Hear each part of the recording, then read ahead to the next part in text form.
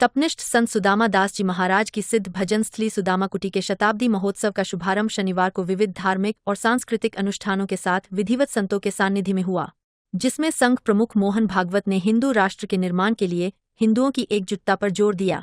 ब्रज में आध्यात्मिक चेतना के केंद्र सिद्ध सुदामा कुटी के 10 दिवसीय शताब्दी महोत्सव का विधिवत शुभारंभ शनिवार की सुबह ठाकुर कौशल किशोर भगवान के विशेष पूजन अर्चन से हुआ।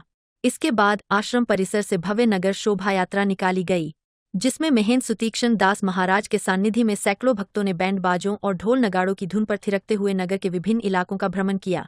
मध्याह्न संत संगोष्ठी सत्र का शुभारंभ राष्ट्रीय स्वयंसेवक संघ प्रमुख मोहन भागवत एवं ब्रज के प्रमुख संतों ने दीप प्रज्वलित कर किया। इस मौके पर संतों के उद्बोधन के बाद संघ प्रमुख ने कहा कि आत्म साधना से स्वयं को पहचानना होगा, क्योंकि आत्म साधना ही चैतन्य है जो सर्वत्र है। अपना जीवन परोपकार में लगाइए।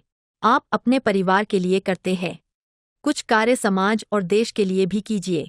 उन्होंने कहा है कि शक्ति शांति का आधार है और शक्ति भक्ति जागरण से आती है। उन्होंने कहा कि हमें अपनी ताकत पहचानी है। 500 साल के मुगल शासन के बाद भी हमारा कुछ नहीं बिगड़ा। अगर हिंदू एक रहेगा तो आसुरी शक्तियां कभी सफल नहीं हो सकती है। जैसे जैसे हिंदू एक होगा, ये खुद टूटते चले जाएंगे। हिंदू एकजुटता से ही हिंदू राष्ट्र और धर्म राष्ट्र की स्थापना होगी।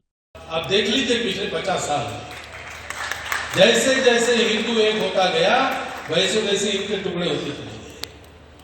हमको कुछ नहीं करना है, भक्ति के आधार पर सबको अपना मानकर उस आत्मैक्य का बोध सदैव अपने हृदय में जागरूक रखकर कर्म करना है।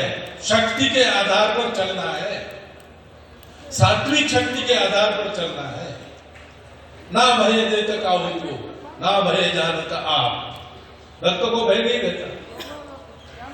ऐसे भक्त बनना और ऐसा भक्त बनने के लिए ऐसे आयोजनों में जाना, संतों के सत्संग को पाना और संतों के उपदेश का कम से कम उस समय जो उपदेश मिला उसका एक कण अपने आचरण में लाने का संकल्प करना और उसको पूरा करना, फिर आना, फिर अगली बात को सुनना, उसको करना।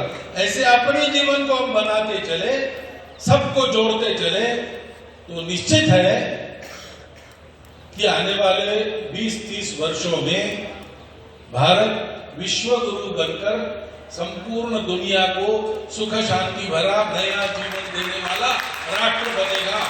हिंदू राष्ट्र धर्म राष्ट्र रहेगा। इसको कोई अन्यथा नहीं कर सकता, क्योंकि इसी के लिए भारत का जन्म है और वह प्रयोजन सामने उपस्थित है। हमारे तैयारी की देर है, उसमें लग जाइए। इतना एक हाथ जोड़कर अनुरोध आपके सामने रखता हूं, संतों के सामने क्षमा याचना करता हूं। कुछ उल्टा सीधा हो गया होगा तो वे मेरी गलती बालक मानकर क्षमा करें और आपको धन्यवाद देता हुआ मेरी 4 शब्द समाप्त।